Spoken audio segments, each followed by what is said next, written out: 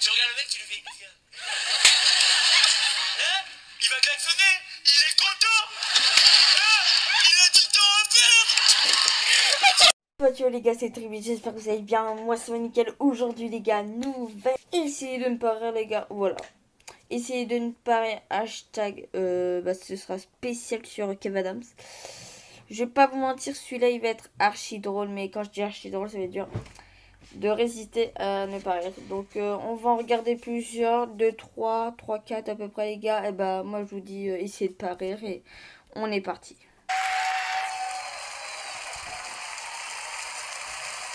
Merci.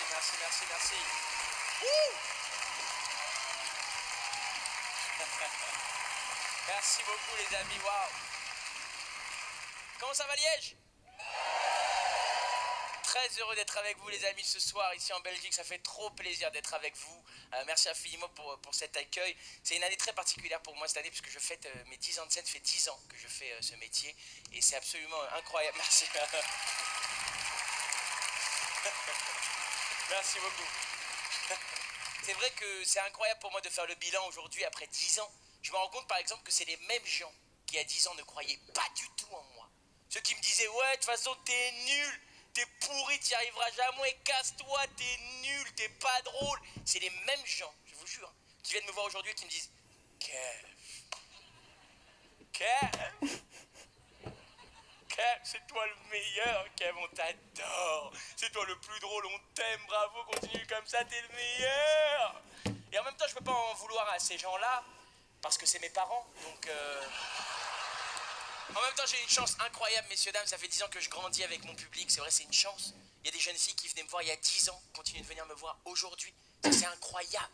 Certaines d'entre elles sont devenues mamans entre-temps. Vous imaginez l'émotion que c'est pour moi, c'est incroyable. C'est les mêmes jeunes filles quand j'arrivais sur scène il y a 10 ans. Elles criaient « Je t'aime, Kev !» qui aujourd'hui viennent me voir avec leurs enfants. Et quand j'arrive sur scène, leurs enfants crient « Je t'aime, papa !»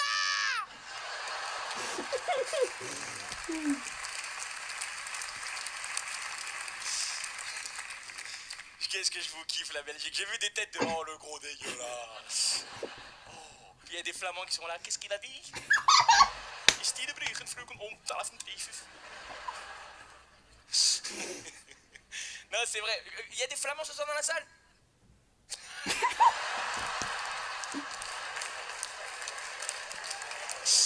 C'est sûr, il y en a un ou deux, ils ont dit, c'est pas le moment de nous démasquer.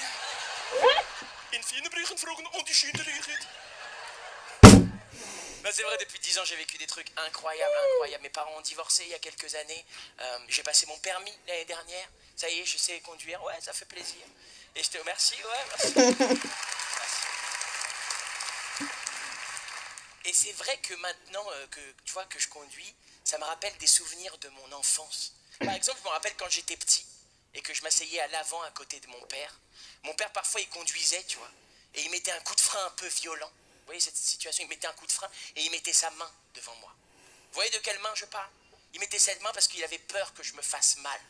Pour moi, ça, c'est le geste de l'amour ultime. Il mettait sa main parce qu'il avait peur que je me fasse mal. D'ailleurs, moi, j'ai compris que mon père n'aimait plus ma mère. Le jour où, quand il freinait, il a arrêté de mettre la main devant elle. Ouais. Et j'ai compris qu'ils allaient divorcer le jour où, quand il freinait, il la poussait contre le pare-brise. Là, c'était foutu. Et c'est vrai que maintenant que je conduis, je découvre des sensations que je connaissais pas avant en tant que non-conducteur. Par exemple, je vous donne une situation. Tu conduis tranquille, tu es en train de conduire tranquille, tu vois.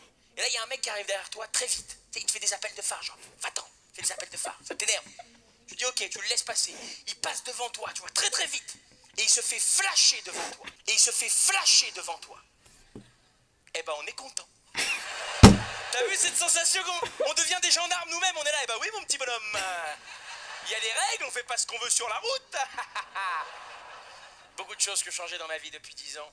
J'ai été aussi en couple pendant quelques temps. Ouais. C'est vrai que c'est particulier. C'est comme parfois je me baladais dans la rue avec ma copine et il faisait froid et quand elle voyait une vitre ou une glace, je vous jure que c'est vrai, elle soufflait et elle dessinait un cœur. Parce que le cœur, c'est ce qu'il y a de plus important pour vous les filles, les femmes. Et nous les mecs, on fait pareil. Quand on voit une vitre, on souffle. Et on décide ce qu'il y a de plus important pour nous.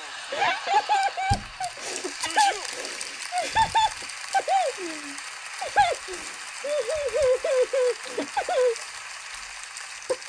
C'est comme parfois, on était comme ça dans le lit avec ma copine juste avant de s'endormir et elle aimait bien faire un truc. J'ai remarqué, les filles, les femmes, quand vous êtes avec votre homme dans un lit, vous aimez bien faire ça. Elle aimait bien mettre sa tête dans cette partie de mon corps. Vous voyez de quoi je parle?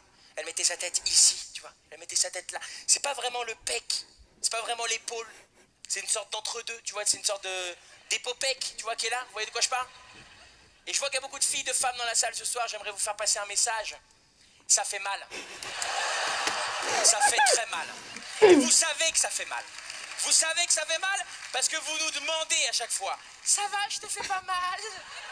Et nous les mecs, on est là. Non. Mais le bras il tremble, tu vois qu'il tremble le bras. Et le pire, la pire sensation, c'est quand t'as une fille qui est là, qui t'appuie, ça fait mal. Et t'as l'autre fille qui est là, ça c'est un enfer.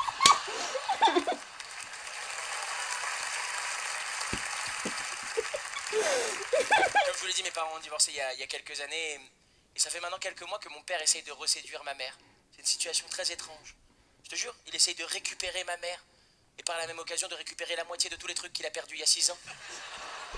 Et du coup, il organise des journées familiales. Il nous emmène, moi, mes petits frères, toute la famille, il nous emmène ensemble faire des journées familiales pour reséduire ma mère. Il y a pas longtemps, il nous a emmenés au karaoké. On a été toute la famille au karaoké.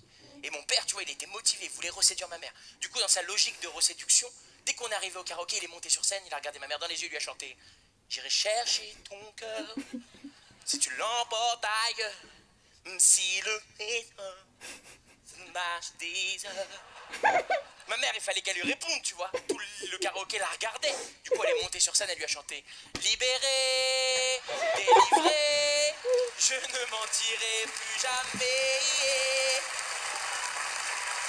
Et moi, au karaoké, j'avais envie de chanter aussi.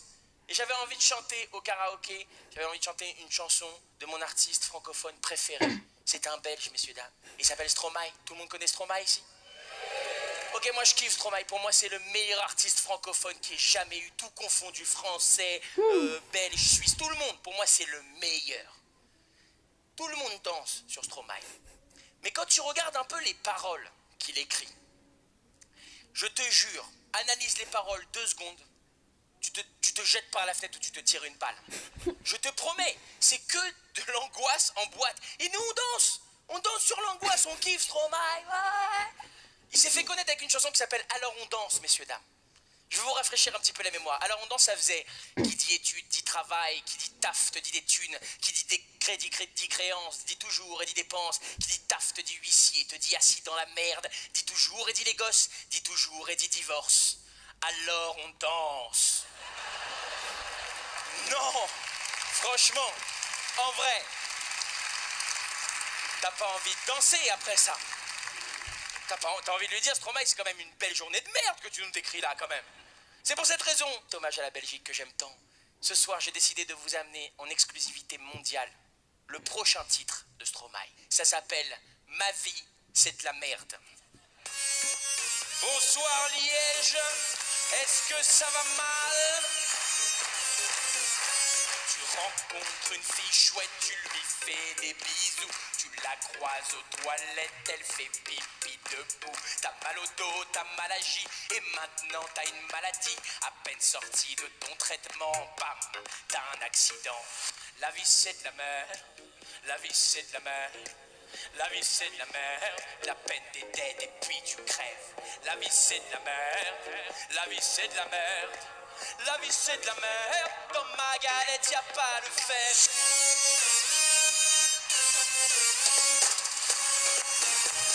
Liège, ils font des choses ce soir.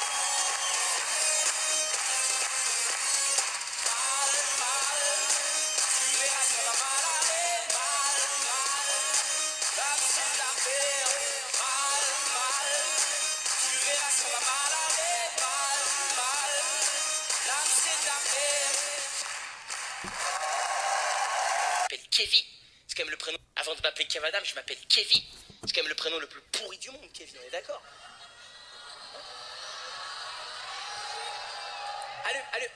Allume les Olympiades, Camille. Levez la main, ceux qui dans la salle ont des prénoms atypiques. J'explique atypique. Ça veut pas dire beau, ça veut pas dire moche, ça veut juste dire qu'on n'a pas l'habitude d'entendre.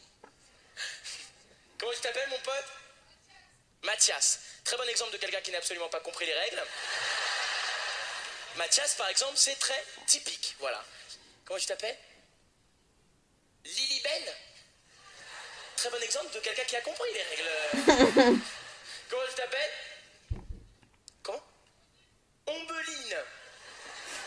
Mon Dieu. Non mais attendez. T'as quel âge, Ombeline? Quel âge? 21 ans, Ombeline. Mais non, mais ce que je veux dire, c'est que ça t'ira bien quand t'auras 82, 83, tu vois. Mais Ombeline à 21 ans, quoi, c'est des noms à te niquer une jeunesse, ça, sérieux. Tes parents, ils sont là, Ombeline? Non, ils sont là? Bonsoir, messieurs, dames. Je trouve ça très joli, moi, Ombeline. Je trouve ça tout ce qu'il y a de plus... Comment vous appelez, madame la maman? Comment? Martine. D'accord. Vous vous êtes dit, je vais pourrir ma fille, j'ai envie, Ombeline dans sa gueule, voilà, dans sa gueule. Ok. Ok, quoi d'autre? Lilibelle, Ombeline, on a du lourd. Ouais, comment tu t'appelles? Comment? Servane. Eh ben écoute, c'est marrant parce que Servane, on en avait une hier pareil. Elle s'appelait Servane. Et je lui ai dit, c'est un prénom qui fait penser à une servante. Un dernier? Plus je demande, plus il y a moins de mains qui se lèvent. En mode... non. Comment tu t'appelles? Solveig. Comme Martin Solveig le... Je savais pas que c'était un... Solveig. Sympa. Et du coup, vous faites du DJ vous aussi pour... Non? Non. Elle m'a fait regarder. Non, te fous pas de ma gueule. Te fous pas de... Ok. Ouais, toi, allez. Quoi? Keva. Non, ça c'est moi qui m'appelle comme ça. Keva. C'est ton prénom pour de vrai? Non. Si, c'est un prénom? Pour de vrai? Non, je sens que tu te fous de ma gueule. C'est vrai? Bah ok, bah super. Et tu trouves que ça te fait chier de t'appeler comme ça, toi? Bah je comprends, hein, je comprends. Bah écoute, qu'est-ce que je peux te dire, Keva? Enchanté, Kevin. J'aime bien, ouais. Una? Comme Uno, le jeu, mais Una. C'est ça? D'accord.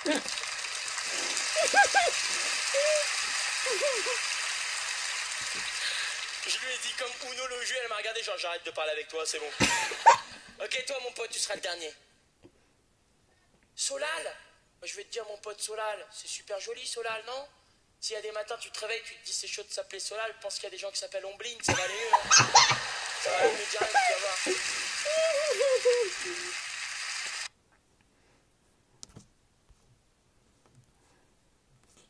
J'ai découvert un nouvel énervement que je connaissais pas, qui est génial, qui est certainement mon énervement préféré en voiture. C'est un énervement qui se passe uniquement dans le rétro du haut ici. Tu vois de quoi je parle? Je kiffe cet énervement parce que tu cries pas, c'est que du faciès. Tu sais, tu regardes le mec, tu lui fais... Hein? Il va klaxonner, il est content. Hein?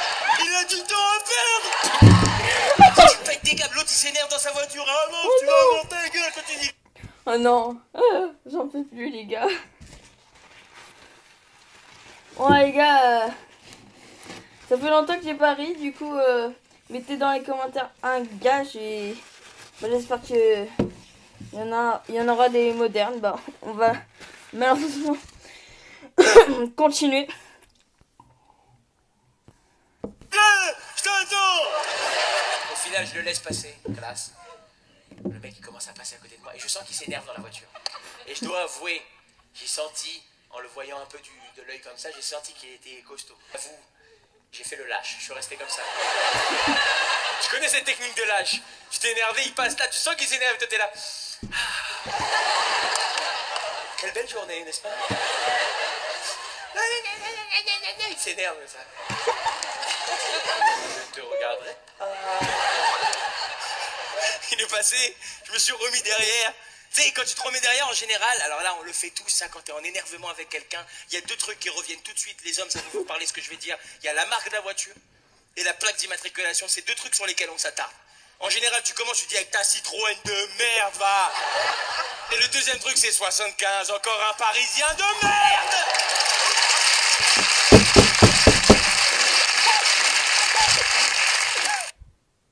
Bon, bah, les gars. Oh, le dernier était fort, mais... Petit bon bah les gars, je vous invite à mettre dans les commentaires un défi à faire. Un défi possible, les gars, soyez créatifs. Et moi, les gars, les pouces bleus, les commentaires et les abonnements. Et merci à... J'ai perdu le nom. À celui qui m'a fait... À celui qui m'a fait la minière, oui, j'ai bégayé. Bon bah les gars, moi je vous souhaite un bon Noël si on se revoit pas. Et bonne fête à tous et ciao ciao les gars.